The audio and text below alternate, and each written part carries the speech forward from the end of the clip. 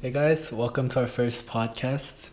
We are the Random Podcast, and today we will be answering some of the questions you guys asked us on NGL and Our stories. Yeah. yes. Yeah. We're going in a random order. Yeah. So our first question is gonna be, what was one thing that brought you closer to God? I would say for me, one thing that brought me closer to God, and then I'm gonna proceed to name like 3 other things, but whatever. One thing that brought me closer to God has been being in the presence of other believers and having fellowship and going deeper with other Christians, because I think sometimes it's hard to navigate being a Christian when you don't know how to deal with certain things that we encounter in life or issues in the world from a biblical perspective. So I think that really helped strengthen my faith, just having the support of other brothers and sisters and just having fellowship. And then a few things I would say that are pretty important would be prayer, trying to spend more time in prayer and more time in the Word instead of just doing the bare minimum, because what we're really called to do is our best for God. Yeah. Okay. For me, it was joining the right community. The church I'm in right now helps me get plugged in to all the events and allowed me to take opportunities to serve in that community, especially in the praise team and just like for host like helping out in events in general. Like just like a few weeks ago, I was able to cook steak for my church group. So I think that's a big blessing. I'm not saying that like certain communities are just like better, but I think it's like relative to other people. So like maybe for one person this can work, like this church can work for you, but for another person another church can work for you. So I think it's a pretty like subjective thing. So just you gotta find the right community for yourself, and just like in that community try to serve and do whatever you can to kind of like belong, Be involved. exactly. Yeah. I mean, yeah, like most of my faith growing really came from the fact that a lot of people are welcoming. So maybe look for that if you want to look for that good community to be in. I think a welcoming community makes you feel like more accepted, and you want to reach out more and like kind of learn more about God, like go to more events, and like kind of like it just helps you grow in faith as the times pass. Yeah. Okay. Do you wanna do this one next? Because so many people asked. Sure. So many people asked us the story of our relationship or how we met. Can we do it after you drink water? Because the ice is like... It's okay. You can talk. You're so cute. Just talk. It's Okay. Okay, so a lot of people asked us what the storyline of our relationship is, how we met. I think 5 or 6 people. So I guess you guys are curious. And I've told this story many, many times. So I'll go. Yeah. I'll go. Okay. So You better start from the beginning. Yeah. So I have a friend named Max, and he kind of like always wanted to like introduce me to different people, and like I always like kind of like shut the idea down. But then we were at the gym one day, and then Max kind of like brought up Brianna's Instagram and was like, hey, look at this girl. And I saw her and I thought she was really attractive, and so then I was like, okay, I'll take her Instagram. I followed her, and then Didn't you drop a weight on your phone? okay, no, that's what I said to you, but like Oh. I'm kidding though. I was kidding. Oh. Yeah. I believed it. I think I'm we were very doing, gullible. No, we were doing chest flies, so there's no weights. Oh. Yeah, but yeah, so yeah. We, yeah, I took her Instagram. I followed her, and I think like a few hours later she followed back, and then like a day later, cause I was nervous. I grew the courage to message her, and so I decided. I was like, for some time I asked my friends too for advice on like what the first text should be, because I'm not like used to doing this stuff. So then I ended up deciding to just like send her like a song title, and so I did that, and she didn't respond for like a whole day though. So I was like, I mean, yeah, I was like, I'm just that kind of yeah, person. I was like, dying internally. No, but I don't respond to anyone. Like, well, I'm very ADHD, so I'll see messages, I'll maybe like respond in my head and then like never open them. And then I'm like, oh shoot, that person must think that I have something against them, but it's not like that. I just didn't know what to respond to you. Yeah, I saw your like, but yeah, so she did respond eventually. She was like, oh yeah, like what does this mean? So, I just sent you a question. Yeah, exactly. So I was like, it's a song. Listen to it. You sent Stand By Me by Otis Redding. I think if you don't know that song, if you've never heard that song, you might be living under a rock. So I was just like, it is a song. It's like, it's very popular. Yeah. He's like, no way, really? Oh, you know, I thought you wouldn't know because it's like somewhat of an older song anyways. I don't know. Yeah.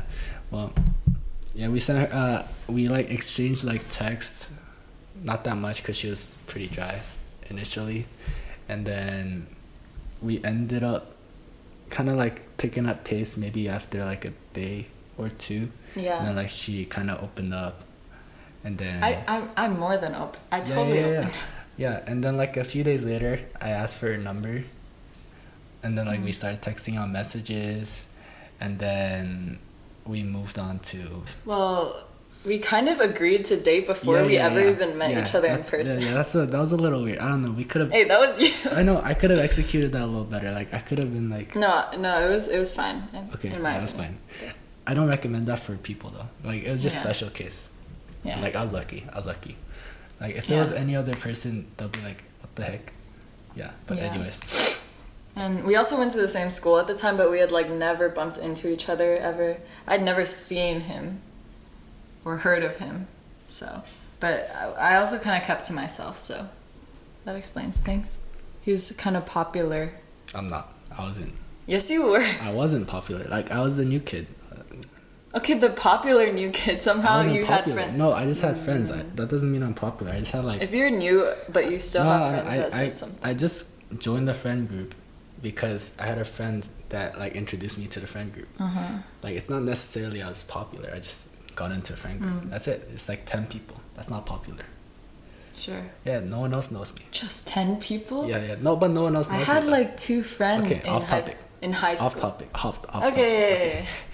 Okay, so after that after we decided to meet in person, like a week later after me asking you out, what happened was we went to get boba, and then I took her to church, and everyone else met her, and like I had a small talk with Pastor Paul. And I'm not gonna explain what he talked about because I don't actually remember. Okay. But it was something like be nice to her or something. I don't know. Yeah. And it's kind of progressed that way. Like we just like I tried my best to bring God into the relationship as we got closer. I think like this is a good follow-up question. A follow-up question. Were you always religious? If not, what brought this change? And this question was to my Instagram, so I'm kind of assuming that's a little more targeted towards me, but you can touch on it. But no, I have not always been religious. My dad has a background of serving in his old church, but My mom is not a Christian. She's not. She doesn't really identify with anything. But I didn't like grow up in the church. Even though my dad used to serve in the church, I was never like. I was never introduced to the church as a kid by my parents or any other adults. So I never really knew all that much about, any religion, honestly. It wasn't something that I was too invested in because for a lot of my life, I struggled with different things like anxiety, depression, ADHD, scoliosis. Not that that's really related, but yeah. So I never really heard much about any religion, let alone like the gospel. So I didn't really have any super strong opinions about any faith. So when Brian came into my life and introduced me to the church and to God's word, I was like, in my head, I was sort of like, okay, I'm gonna keep an open mind about this, and I don't want to have any presuppositions, basically. So I think after about a month or two of us reading the Bible and reflecting on passages, I came to an understanding of what the gospel really was, because for whatever reason, I had this like belief in my head. I was just like, oh, well, my family's not Christian and I didn't really grow up in the church, so I guess that means I can't have salvation, which is not true. And no one ever told me that. It's just like a belief that formed in my head somehow, from, I guess, maybe seeing some examples of Christians like in the news or whatever that are less accepting and sort of more aggressive. Twist, and like twist scripture out of context to support whatever it is that they're fighting for. So that's the kind of impression I had, but like I didn't want to allow that to define any like Christians that I would come to know. I think keeping an open mind is really what brought me to Christianity. Yeah. Technically I did grow up in a Christian family, and I was always in the church, going to worship all the time. I don't think I remember myself like skipping a Sunday service ever. Wow. So that doesn't relate to when like me being religious. However, I feel like when I say I'm religious, I need to like when I say anyone's religious, like you gotta like kind of like trace it back to like when did you actually make that religion yours. So in terms of like Christianity, like when did I accept Jesus as my savior? And for me, I think it was 4th grade. It was at a revival, and this. Explain what a revival is a bit. Yeah, so if you don't know what a revival is like a series of days where a pastor or maybe different pastors will come with typically with a theme, and they'll like preach on that theme with the purpose of bringing more people to faith, and that's why they call it a revival, kind of like bringing the life, like reviving the life in the church or something like that, or like in the area. And our revival topic, well, the topic that kind of like the sermon I remember was about just the crucifixion, and the pastor really made it like very personal and emotional for me, and kind of like helped me understand like the weight of the cross, kind of in a way where Jesus went up on the cross not just to die because he was a criminal, but he wasn't a criminal, and that's what makes it worse, because he didn't do anything wrong, but he went up the cross to take on everyone's sin, and like kind of like in that way like made it more personal for me, and like and made it so that I can feel more sorrowful for the fact that someone died for me, and like helped me understand the gravity. Yeah, exactly. And that's when I actually became Christian. Right. So it says, how has being Christian impacted your life? For me, I would say it always positive, never negative. I think that having some figure in your life, in this case Jesus, to take away your worries, your sorrows, all your issues, all your problems, and helping me take care of it, helping me solve those issues and bring peace to my life. I think mentally is always really helpful. And yeah, I mean, like, in terms of like not just mental but like physically, I personally have seen miracles, and anyone can argue it's like maybe coincidence or like luck, but I think that's like, not that I can prove that it was God, but I can say there's evidence pointing towards that God, it's God's handiwork. Where my mom had brain cancer, and we would just pray about it, and without surgery, I'm making this really short, by the way, like there's more to it, but so she has her tumor, her cancer got healed without any surgery, and I think that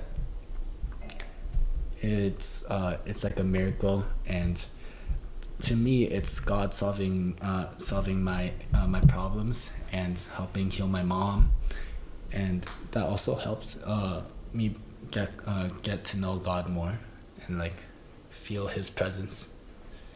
Yeah. How's being Christian impacted my life? I would say ever since I became Christian, like, my worldview definitely changed a lot. I think, having 15 years prior of being a non-Christian allowed me to see the contrast, I think, because a lot of people who grow up in the church, it's a little bit harder to see the contrast of living a non-Christian versus a Christian life. Even though growing up in the church doesn't necessarily mean you're saved. Anyways, I think before I was Christian, like, I really saw no purpose in life. I didn't see any worthiness in myself, and that's not necessarily what like the Bible says. The Bible doesn't say, like, in our sin that we're worthy, and I think I somewhat understood that in a non-biblical way, like, prior to becoming a Christian, but understanding that was kind of hopeless because I didn't have any hope to really reconcile with, because I was just like, I guess I'm just like worthless and there's nothing I can do about it. So I was kind of like pessimistic, or I just had a pretty dark view of the world. But yeah, and lots of diagnoses like anxiety, depression, ADHD, and it was just hard to find anything to live for. Like, I had very few friends. Like, in general, I never really had a big group of friends, or like a consistently big group of friends that I was really close with, or I knew like loved me or anything. And yeah, so I was pretty isolated, and I would just find like random things to like obsess over, whether it was my body image or like any sort of control like I could take, like control over my grades and et cetera, et cetera. I think what changed the most for me after I became Christian, I came to an understanding of what true love is. Because before I was a Christian, I guess I didn't really have people in my life that would directly communicate their love to me, directly express their love to me. Like, I think that made it really hard for me to feel loved. Like, I never had people telling me like, oh, I love you. And even if they did, it felt like their actions didn't replicate. reflect that. Reflect. Yeah. After God came into my life, like the gospel in itself really showed me that love is about sacrifice. And I think there was a sermon P. Ray gave at the retreat we went to about love languages and how God can sometimes express his love to us in a way that we receive love, like in the love language that we receive. It's not necessarily like, oh yeah, for sure this is gonna happen, but I think for me a big one is like words of affirmation. Even though I swear that's not my love language, I think direct communication is, and it's kind of related. Yeah. And then like God put people in my life who directly communicate their love to me, like him. Like we say like I love you to each other all the time, and it's not just like in genuine like whatever sort of thing. We mean everything. Yeah. You want to count how many I love yous we say every day? I don't know. I think my brain would break. Yeah, but that's a lot. Acts of service, that's a big one for me. God just really put people into my life that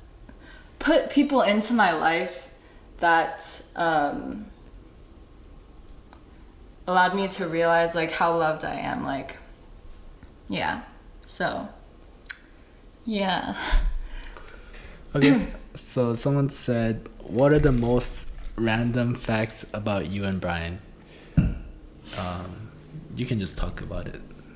Okay, while I'm talking, you should think of some. Okay, I mean, the first one is his birthday is June 12th. My birthday is August 12th. And our anniversary is March 12th. 12. Yeah, so I guess that's our number or whatever. Can you think of anything? I mean, my best friend Max's birthday is December 12th.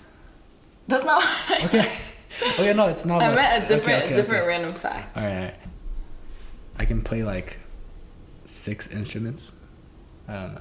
He can play more than 6 instruments. I bet you can play 10 or 12. I can think of 6 that I can like do okay with. So. He can play more than No. Yes. You list it then. Tell me what I can play and count it. Okay. Guitar, bass guitar, violin, double bass, cello, drums, piano. You can sing, so I'm counting that. No, that's not okay. Yeah, vocals. Okay, that's okay, that. okay. What did I not list yet? That's it. That's all I can play. How many instruments exist? Electric guitar. Okay, but like, it's the same thing. It's guitar. It's guitar. Does pad count? Pad? Like what? Like, no, it's the same thing. You're just playing chords. Could you think of any more random facts? Well, I feel like we have a lot, but like, what are they? Most random facts. Oh, my poop schedule. So I always have to poop like 3 times a day, and I only poop 1 time a day at the exact same time every day. yeah, okay, mine's kind of random, but like sometimes, at least the morning one is always like around the same time, but then the other ones are random. But when I have to poop in the morning, it always has to be around 9 a.m. Like, what's so bad about 9 a.m. though is because on Sundays, I'm at church starting 8:30, and Are you exposing yourself to all the church people right now? I mean, sure, kind of. I mean, I don't care.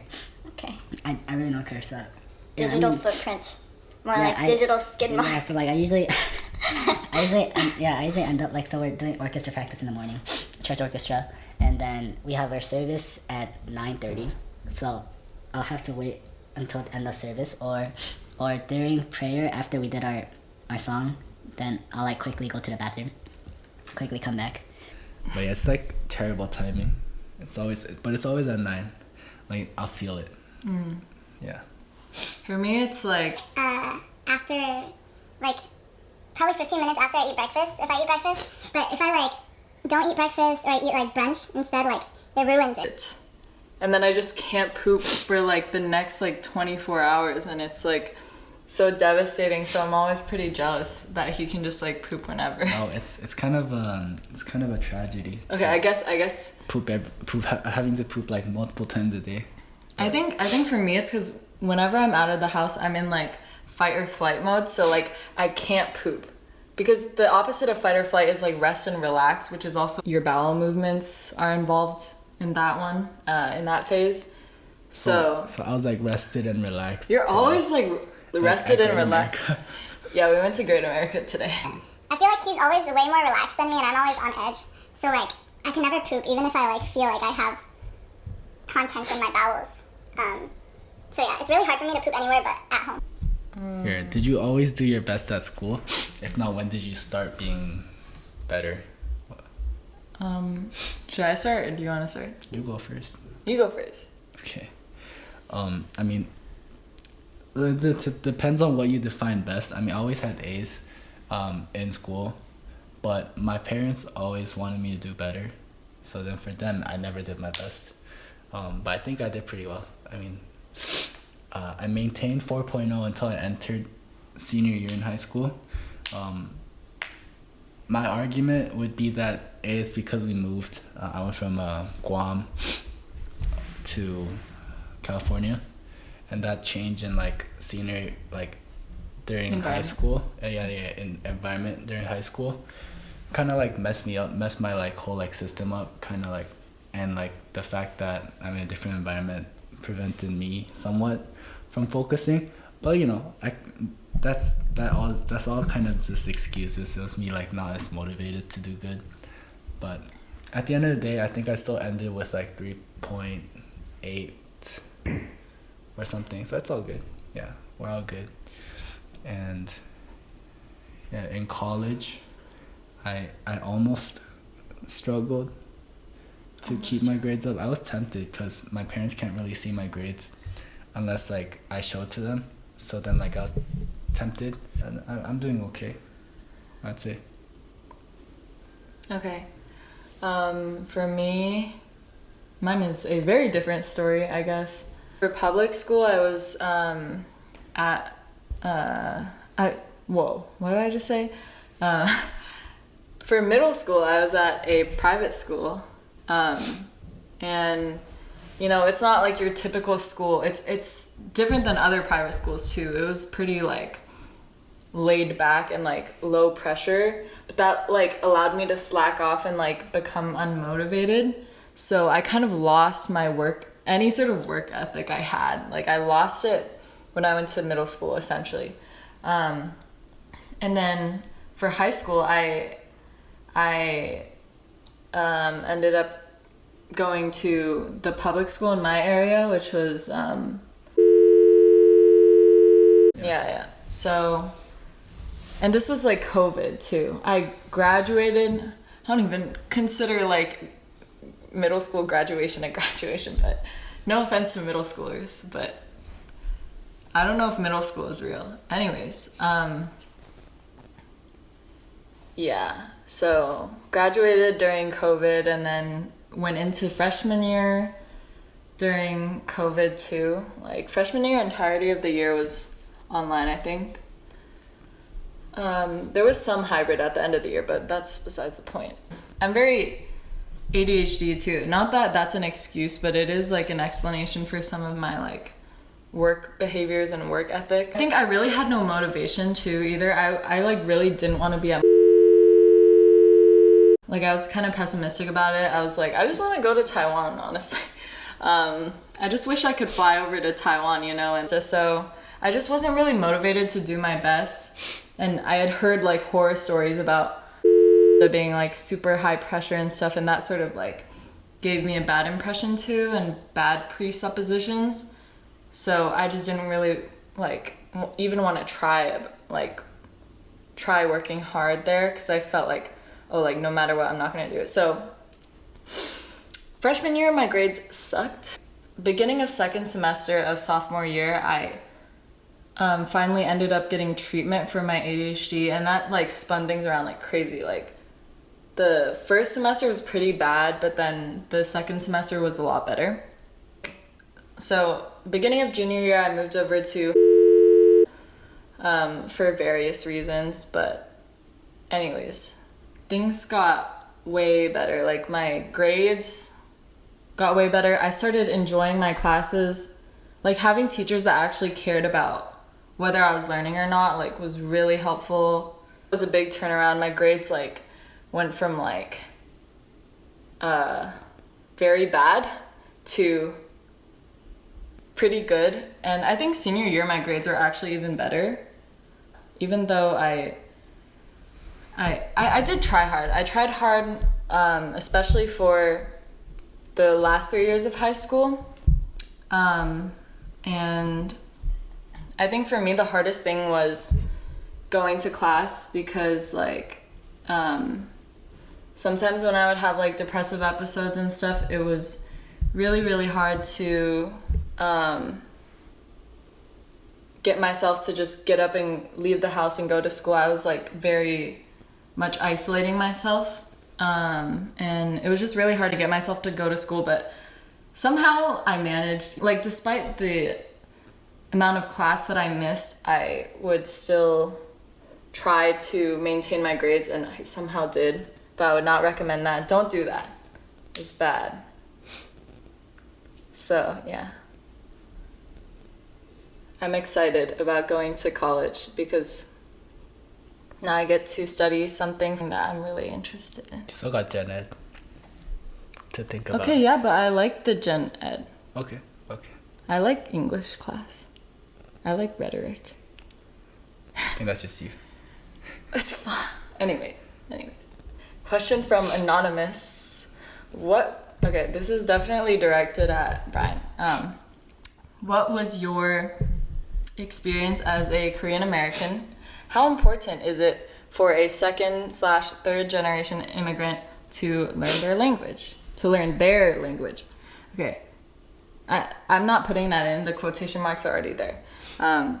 To what extent has your family heritage influenced your values/priorities? Okay, so that's 2 questions. I'll answer the first.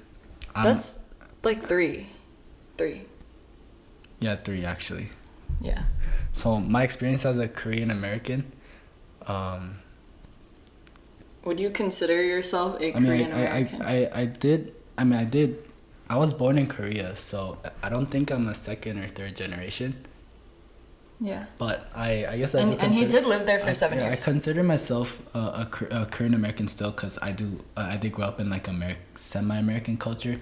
I still have my Korean values, and to me, learning Korean is important because of the fact that like when you're actually out in the world and you kind of like start doing business with other people, whether you're in business or like you're in the medical field, whatever, you can find your higher ups, if your higher ups or like other people that's around you that are Korean, then if you're able to speak Korean with them, I think it's like a good way to link up and like kind of like develop relationships. Can I add something? Yeah. Are you done with that question? I'm still in the middle of my sentence. Okay. Yeah. I forgot though what I was saying. I'm sorry. No, it's okay. It's just. I thought that you were done because we know a lot of people who talk in one sentence. Okay. No. Yeah, developing relationships is pretty important, and like for Koreans, I think different like especially Koreans, like not just like not just between Koreans, I think speaking their own language is like a special bond that people create. I'm not saying I like Koreans more than Americans. I actually have more Chinese friends than Korean friends. But either way, I think that Koreans have like a special bond because of the fact that they can speak their own language. And it's just like a societal thing, like the fact that you can speak another language, especially your own language, it's like you can pass that language down to your children as well. Like for us, like, you know, like if I were to have a kid with you know, like Brianna, if I marry Brianna and we have kids, then I would teach my kid Korean, and she would teach our kid Korean, and like I mean Chinese. And that's that, and like I think that's like a good thing to like pass down to your kids. And if you yourself don't know Korean, then it would be harder to do that, right? You'll have to send them to like Korea, like No. Korean camp, Korean school, and like it won't be as like a personal thing that you can do Like with your special kid. familiar. Yeah, exactly. So yeah, that's that. I don't even know what to call myself. Maybe I'm a second and a half. You're second. Okay, well, not really. No, okay. Okay. Anyways, my mom was born in Taiwan, but moved here really young, but lived in Taiwan for a while too, like back and forth, that sort of thing. And then my dad was born here in the U.S. So touching on it like in a general context, I would say it's like really, really important because For me, I grew up learning like a fair share of Chinese, but then there was like a period of time where my family we moved away from where we were originally living, and like I was attending a Chinese after school like back where we were living, so like that switch there was no like new Chinese after school for me to like go to now. So I think I really wish that during that time period, in between then and high school, like I would have been able to like immerse myself more in Chinese, because I think even like just not speaking the language for like a couple of years could really impact your growth and could actually lead to like depreciation of your skills and ability to speak to other natives. And it's like so important because let's say you go back to like Korea or Taiwan and you want to converse with your relatives, but you can only go so deep because like you only know the basics, you know. It's great to be fluent in multiple languages, and I wish I was more. And yeah, I think that's why it's really important to teach kids from a young age and continue to teach them languages, so that like, because the way in which the brain works, like if you're not consistently immersed in a language, you're not going to really progress at all. And yeah. To what extent has your family heritage influenced your values or priorities? I think I do have a lot of Asian like culture background, so in terms of like food habits, I think I eat pretty You're so American, but whenever I eat with my parents, I do eat Korean, so I think like food habits wise, I'm like pretty like well known in like the food culture, the Korean food culture. Maybe like holidays. I don't really celebrate the holidays. Like my parents don't really either. We just like acknowledge it. Yeah. In terms of like my values or priorities, I think I'm very family centered, and like I'll continue to be family centered. Like, you know, like I'm not gonna be focused on like my business life as much as my family life. If you know what that means, if you know what I mean, like, you know, let's say for example there's like an issue in business, like in my business that I gotta work on, but then like my kid got injured, like it's not a serious injury, I'll still like go and like go to my kid, make sure my kid is okay before I take care of my business. I'm like I think that's just like where my values are, and like that could be different for other people. I'm not saying it's like wrong to be more business minded compared to like family centered, but it's just for me, I'm like more used to having like a very nuclear family, and where like we're all yeah, like we're all like tight. Never heard anyone use that. You know what, let me just pull up that term right now. What does that mean?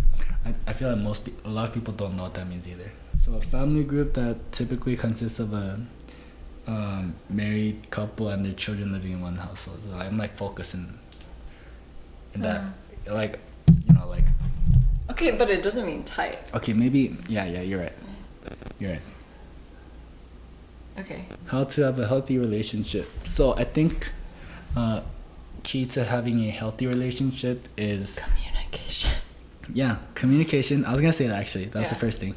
Wow. Yeah, and then also to sacrifice.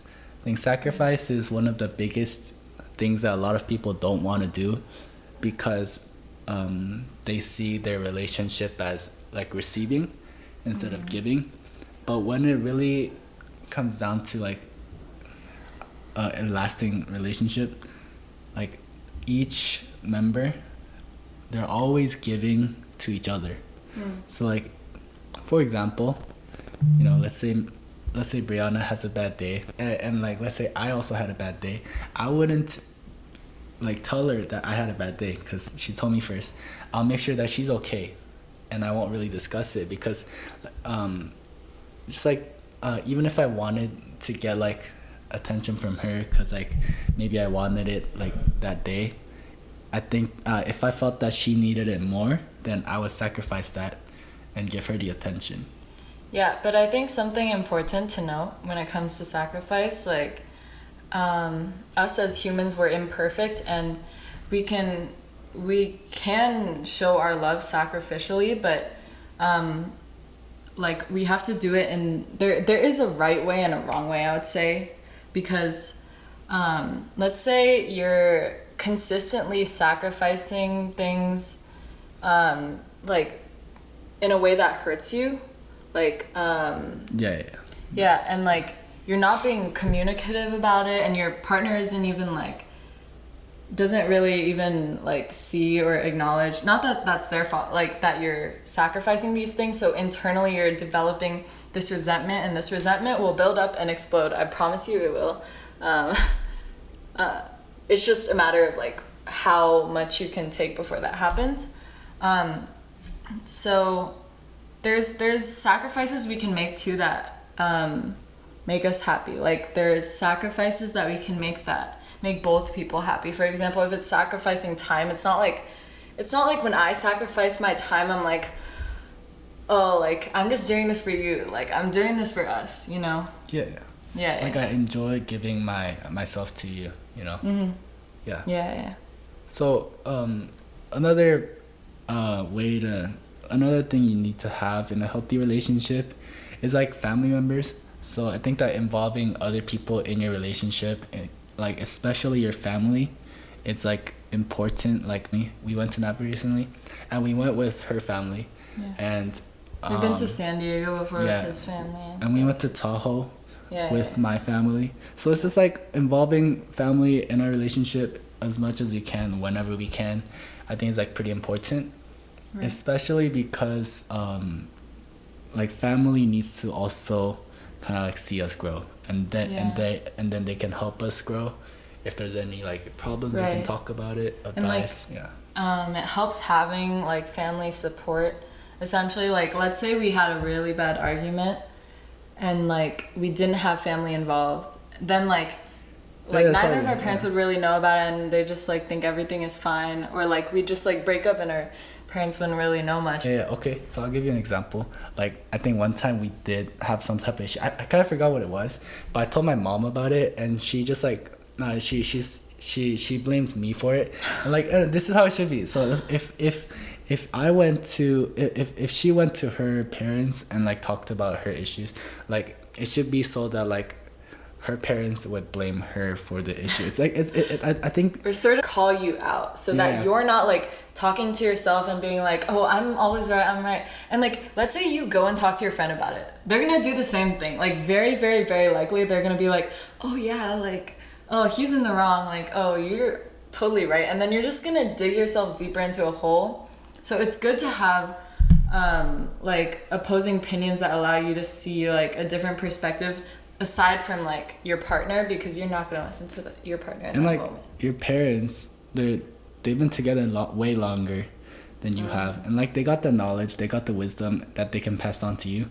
And for, you know, those couples that don't really tell their parents they're dating until they're about to get married, like, you know, like try to change your mind about it, because I think involving family is a good thing to do.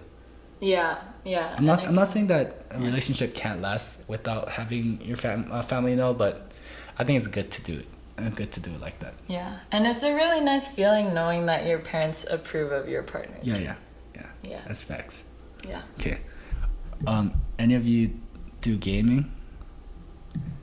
I mean, we play Minecraft together once in a while. I mean, it's like we don't play that often. It's like once a week, maybe. Like At most.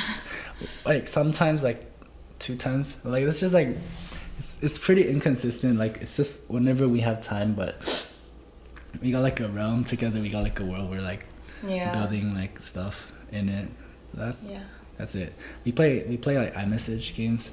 Yeah, like word games or 8-ball. That's like the only ones that we play. Yeah. And I'm kind of obsessed with it. This is why I don't let myself play video games. Not that like I get addicted to them, but I either find them boring or I'll spend like 3 hours on Minecraft one day and then the next day like do nothing when it comes to video games. So yeah. It's fun though. So someone asked, how did you manage to maintain a relationship while being in different grades? I think, my opinion, it's being in different grades don't really affect you when it comes to a relationship. Not because of like. I mean, it's just like you can meet after school. Yeah. And, like that doesn't really affect you. Maybe like if you're thinking about the age gap. It could be like between like a senior and like a freshman, like that's a little weird, but I mean like I don't know if that's too much of an issue. Just my opinion though, like she has more to talk about. I also do not think it's that big of an issue because when you look okay, let's say you're thinking about like a relationship in school relationship. Let's say it's like a high school relationship. If you're looking at it as like a high school relationship, oh my gosh, like a 1 grade difference might be like what's gonna happen when X person graduates, goes to college, and then Y person is still in high school. Yeah, if you see a relationship as more than just contained within the box of high school, it's a much more mature view. And I just think that, especially if you're dating for marriage, like if you question yourself, why am I dating? And if your reason for dating like is more than just like to have fun or like whatever it is, you're more likely to sustain that relationship regardless of whatever outside factors there are, like a 1-year grade difference or whatever age gap. But okay, well, I think age gap. No, I think that there are some age gaps that are questionable. There's definitely different maturity levels, but I think grade does impact maturity level more than age does. Because for me, example, I skipped 7th grade, so I'm 16 right now, and this fall, or like actually next month, I'm gonna be going to college. Actually, in less than 2 weeks. I was gonna say, next year I'm gonna go to college, but it's really 2 weeks from now. 2 weeks from now, I'm going to college. I'm still gonna be 16 in 2 weeks, so it's like, even though I am 16, I have also been literally thrown into the deep end. Like I've just consistently been around people older than me. Even when I was in middle school, I had a lot of friends who were just like a lot older than me. Like I was in middle school, they were like upperclassmen in high school. So yeah, I think that the grade that you're in definitely impacts your maturity level. Like, for example, if I was like still in high school right now, like I think I would be somewhat less mature. I think being around people older than me, I sort of ended up taking some of those attributes. And not that high school seniors are mature, but yeah. More than like sophomores or freshmen. I guess. Sure. Yeah, it sure, depends. sure, Depends sure. on people. Sure. I mean, more than freshmen, for sure. it's about the experiences you have. Yeah. Not Yeah. not how long you lived. What else? We should save these for Yeah, I after mean, I we gotta- do like yeah. research. Michael, you asked some interest, and James. Okay. We gotta We'll answer that think next about that before we answer.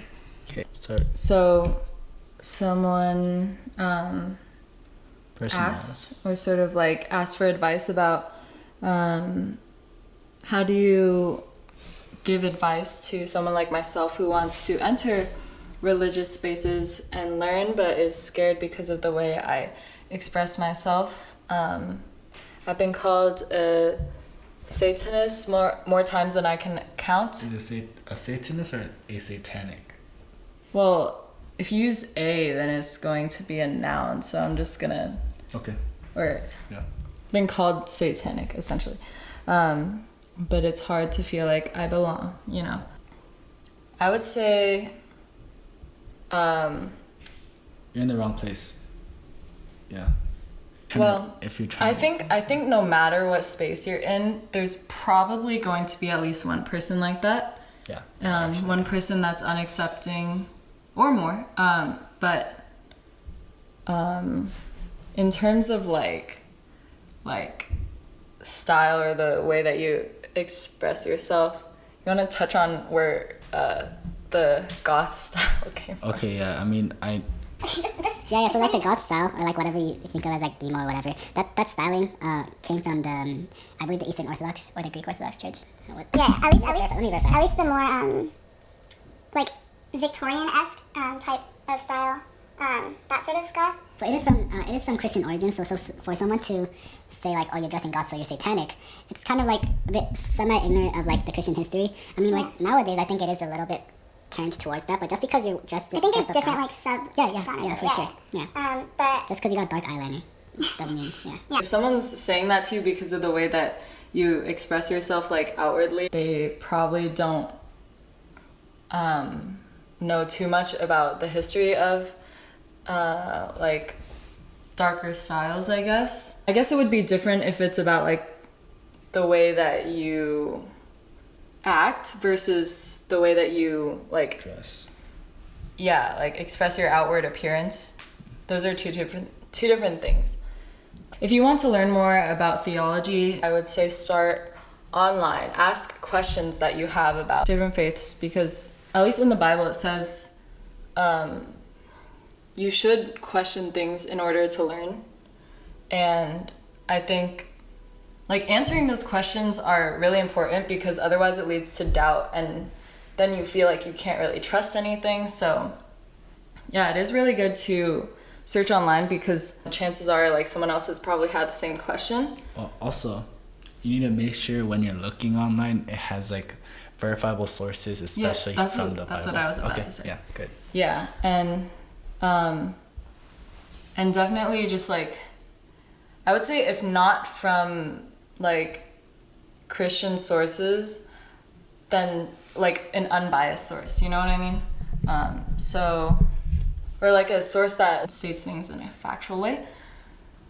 Once you're more comfortable with that, you can start introducing yourself to different spaces, whether that's like a church of like a certain denomination. But I would say it's also good to do research on different denominations and what the, I guess, sort of cultures of those churches are, because they do vary. Yeah. Like, let's say you're going to college this upcoming year, there's definitely groups for things like that. And like in college, I know that most colleges, they have resources for different faith groups to access, but then also like people that aren't religious, like basically resources that are open to anyone. Like I think a lot of them are on campus too. So yeah, definitely look into that in college, because I think colleges do try and minimize that feeling like the odd one out there, because there's like a lot of different people at college. So yeah, so I think it's time to wrap up this video now. Thank you guys for watching or listening, whatever it is you're doing. Make sure to ask more questions, more random questions. Just it's like really about anything. We're interested in talking about anything. It could be about music, it could be about cars, it could be about Yeah, he's really into cars. yeah, I mean, Yeah. yeah. Yeah. Okay, So have a nice day or thank night. you for watching the random podcast. Please ask more questions. Okay, Much appreciated. Thank you. okay, bye. Bye. That okay. All right.